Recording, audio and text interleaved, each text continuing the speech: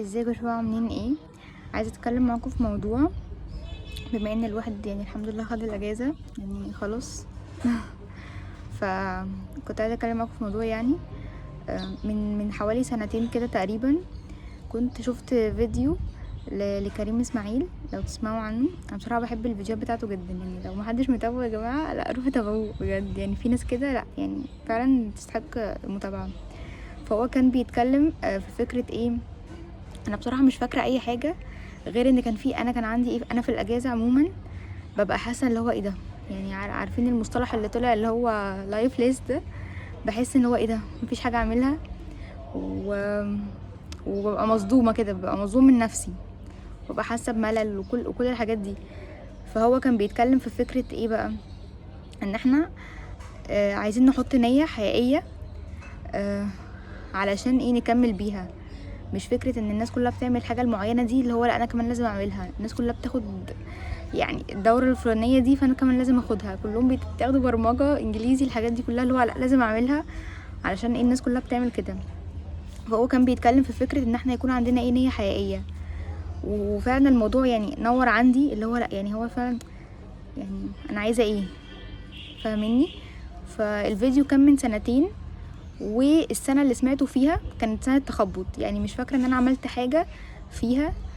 بس السنه اللي بعدها يعني السنه اللي بعدها لا حسيت ان انا كنت عندي وعي شويه، فكنت بحاول بقى، يعني كنت عماله اجرب واحاول. وكانت بالنسبه لي احسن اجازه، يعني كانت بالنسبه لي الاجازه اللي فاتت دي كانت احسن اجازه، مع اني حاسه ان ما عملتش حاجه. بجد حاسه ان ما عملتش حاجه، بس على الاقل كنت ايه، ما كنتش قاعده مكاني، يعني كنت قاعده يعني كنت بتحرك. ما كانش الحاجات واضحه قدامي قوي، بس كنت على الاقل بتحرك. فدلوقتي بقى الموضوع يعني وسع بقى. وسع جدا، بما ان الواحد خلاص يعني مش هيرجع تاني للدراسه ان شاء الله، يعني واحد يكون اتخرج على خير. فعايزين بقى ايه، يعني اي حد بقى سواء دي الاجازه وهيرجع للدراسه تاني، او هو اتخرج، او هو خلاص كده يعني شخص كبير خلاص، يعني بقى مش طالب خلاص. فيعني دي حاجه لينا كلنا، ان احنا نعمل ايه في الاجازه او نعمل ايه في الوقت الفراغ بتاعنا. فاحنا يعني عندنا يا جماعه وقت فراغ كبير قوي، يعني عندنا وقت فراغ كتير قوي في حياتنا. فاحنا عايزين الوقت ده بقى ايه، يعني يكون في نيه ان احنا دلوقتي سواء بقى ايه، يعني ايا كان احنا فين، يعني دي اجازه، دي مش اجازه. يعني احنا عايزين يكون في نيه في العموم، يعني فاهمين قصدي، يعني عايزين يكون في نيه في العموم للمكان اللي احنا فيه دلوقتي. تمام. فدي حاجه هتسهل علينا. وازاي الواحد وازاي الواحد يعني يكون النيه دي او يجيبها منين النيه دي. يشوف حديث من احاديث النبي صلى الله عليه وسلم وتبقى دي النيه بتاعته. يعني مثلا في العبادات الواحد ياخد نيه ان ايه احب الاعمال الى الله ادومها وان قل. دي نيه الواحد يعني ياخدها في العبادات بتاعته، اللي هو لا مفيش حاجه اسمها انا ايه مش هصلي النهارده، لا لازم اصلي.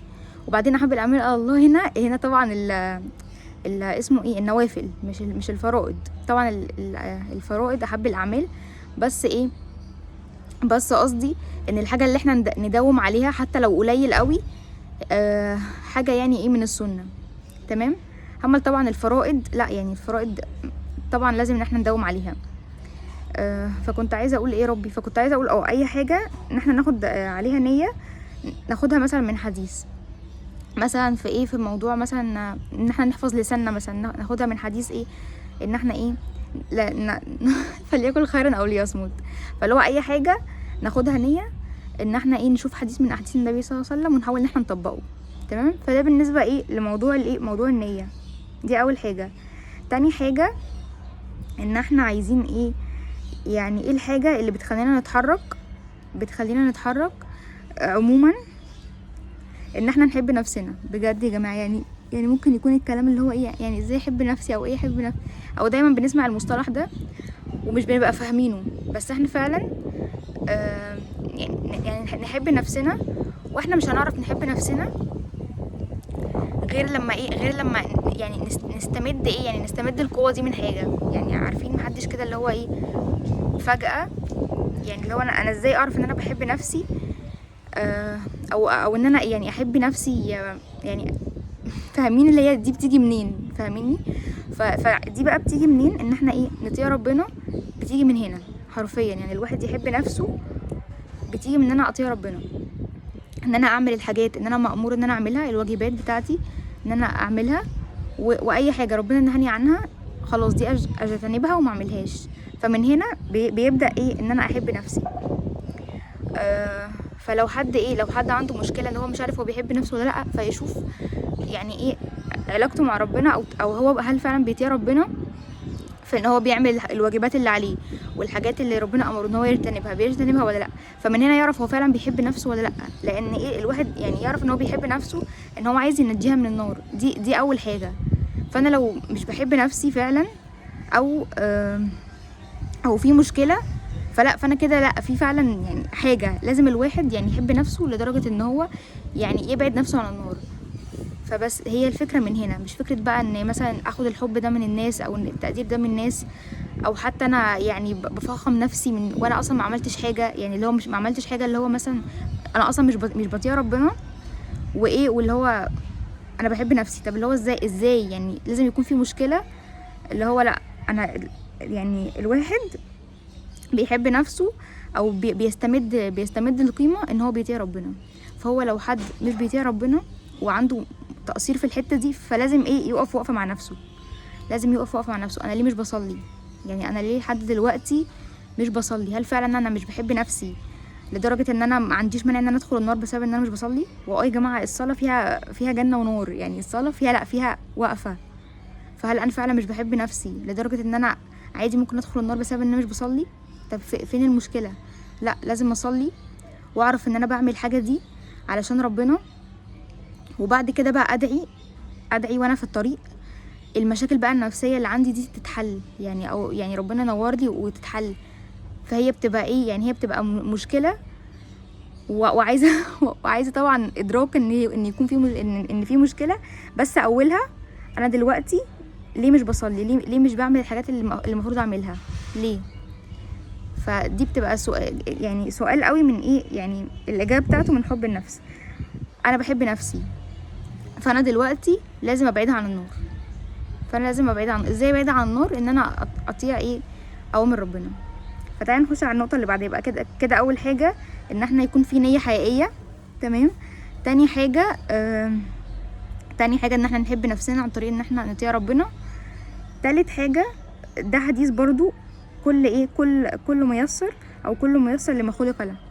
يعني كلنا ربنا خلقنا، كل واحد ربنا اداله يعني اداله ادوات.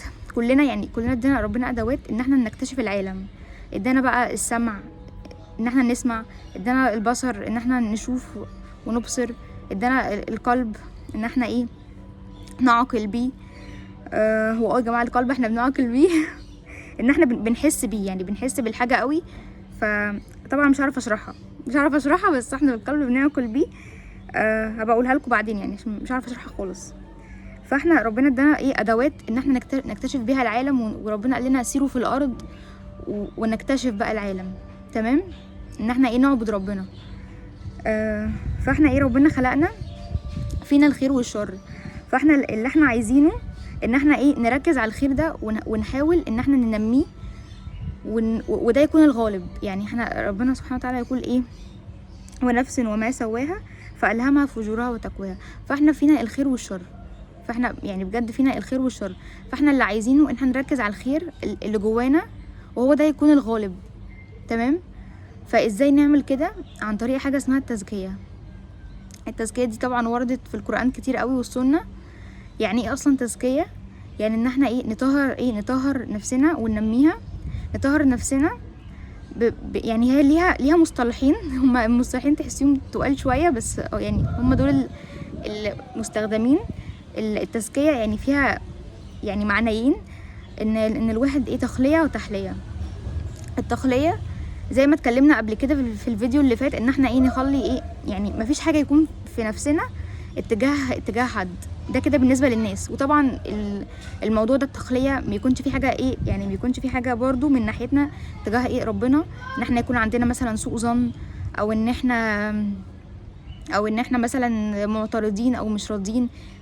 ففي مشاكل يعني بتبقى من 3 حاجات اهم تبقى عندنا مشكله مع ربنا، ان احنا مش فاهمين، احنا مش فاهمين ومعترضين وعندنا مشكله، او عندنا مشكله مع نفسنا ان احنا مش بنحب نفسنا ومش بنقدرها، و مش بنحاول ان احنا ننجيها من النار. فدي برضو مشكله. تالت مشكله ان احنا بقى عندنا مشكله مع الناس، اللي هو انا شايل من الناس. تمام. فاحنا عايزين نزكي نفسنا، ان احنا نشوف التلات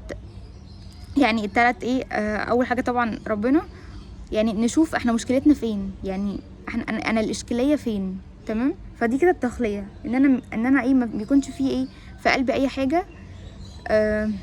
دي اول حاجه، دي التخليه. التحليه بقى ان انا بقى اعمل اعمال صالحه. تمام. دي بقى التحليه. فدي فكره التزكيه، ان انا اطهر نفسي، اللي في نفسي، وفي نفس الوقت نماء وزياده. فدي الفكره. ماشي. اخر حاجه عايزه اتكلم عليها، ودي بصراحه بتعطلنا جدا في حياتنا، وهي فكره ان انا مش احسن من حد. انا مش احسن من حد، ولا حد احسن مني. هو ربنا خلقنا كلنا وادينا نفس الادوات ونفس كل حاجه، بس الفكره ان كل واحد في الدنيا اختباره مختلف. انا اختباري مختلف عن فلان، وفلان اختباره مختلف عن فلان. فكلنا كلنا في الدنيا مخلوقين عشان ربنا يختبرنا، وفي الاخر ننجح في الاختبار ونخش الجنه. فدي كلها الفكره. فانا بقى مش ابقى في الدنيا قاعد مركز على فلان وعلى فلان وعلى فلان وسايب بقى نفسي. فهو الفكره ان الواحد لما يقعد يركز مع اللي حواليه هينسى نفسه، ودي حاجه حاجه مذمومه جدا. نسوا الله فانساهم انفسهم. فدي حاجه مش حلوه ان انا اقعد اركز مع الناس. كل واحد ليه اختباره.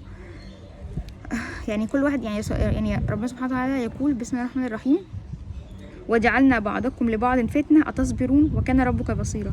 فاحنا كلنا في حياة بعض فتنة لبعض. الشخص ده فتنة ليا، أمي فتنة ليا، أبويا فتنة ليا، أنا فتنة ليهم، كلنا فتنة لبعض. فالفكرة هل هنصبر؟ وكان ربك بصيرا. ربنا عارف في الآخر بصير مين اللي هيشكر، ومين اللي مين اللي هيكفر النعمة، ومين في الاخر اللي هيصبر، ومين في الاخر اللي هيجزع من من الاختبار ده. فاحنا حتى ان النعم اللي ربنا اداها لنا احنا برضو مختبرين فيها. احنا هنعمل هل هنشكر النعمة دي، ولا بقى هنستعلى ونشوف نفسنا ونحس ان احنا احسن، ونقول انما اوتيتوه على علم ودي اصلا بشطارتي. هل هنعمل كده، ولا هل هنشكر ربنا ونقول النعمة دي من عند ربنا ونحاول ان احنا نستخدمها في طاعته؟ هنعمل كده في النعمة. والابتلاء برضو الابتلاء نفس الفكرة. احنا بنبتلي بالنعمة وبالابتلاء. الابتلاء مثلا حد عنده مرض، فقد، اي حاجة، هل هنصبر ولا لا؟ هل هنصبر ولا هنقول بقى انا ليه بيحصل معايا كده؟ انا ليه مثلا حياة اخويا احسن مني؟ انا ليه ما اعرفش انا ليه الناس كلها حياتهم احسن ولا لا؟ انا كده مش صابرة خالص. اللي انا بعمله ده كده انا مش صابرة خالص، واكس على الامتحان. فلا، ده مينفعش. فاحنا عايزين نكون واعيين ان احنا اي حاجه بتحصل لنا سواء حلوه او وحشه فده اختبار، وانا اللي عليا لو حاجه حلوه اشكر ربنا واحمد ربنا ان دي نعمه من عند ربنا. ولو انا دلوقتي في ابتلاء وامتحان صعب وبلاء لازم اصبر. احنا شايفين دلوقتي اخواننا عمالين يقتلوا، وبجد ربنا يثبتهم على الصبر. بجد ربنا يثبتهم، وفعلا يستحقوا ينالوا الشهاده بسبب ان هم صابرين. ما شفناش حد مثلا يقول انا هخرج بقى عن الاسلام بقى خلاص بقى، ده انا شايفين ايه اللي بيحصل لي. لا، ما شفناش حد عمل كده، عشان هم عندهم عقيده وهم فاهمين الكلام ده، ان احنا في الدنيا عشان نختبر. فاحنا ما بنقعدش نبص ونقعد نركز على اللي حوالينا وننسى نفسنا ان احنا محتاجين نركز على نفسنا وعلى نيتنا ونحب نفسنا، وان احنا نعرف ازاي ان احنا بنحب نفسنا. بنشوف بنطيع ربنا قد ايه. لو احنا مش بنطيع ربنا اصلا يبقى احنا كده خلاص، احنا كده مش بنحب نفسنا، يبقى احنا كده مش بنحاول ننجيها من النار. فاحنا في الاجازه ديت او في العموم، مش شرط اجازه، في العموم نقعد كده مع نفسنا ورقه وقلم. انا فين؟ انا نيتي ايه دلوقتي؟ انا دلوقتي همي ايه؟ من كانت الاخره همه جعل الله غناه في قلبه، ولو الدنيا همه جعل الله فقره بين عينيها. فاحنا دلوقتي همنا ايه؟ ده السؤال اللي انا عايزين نقعد مع نفسنا قاعده. انا دلوقتي همي ايه؟ انا دلوقتي قاعد بعمل ايه؟ انا دلوقتي مركز مع مين؟ هل مركز مع حياتي ولا مركز مع حياه فلان اكتر مني؟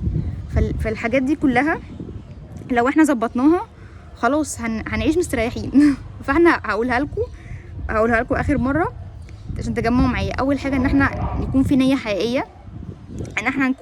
حقيقيه، نعيش عشانها. تاني حاجه ان احنا نحب نفسنا، وان احنا نحب نفسنا دي بتيجي لما نطيع ربنا، ان احنا نسمع كلامه، وفي نفس الوقت نجتنب الحاجات اللي امرنا ان احنا نجتنبها.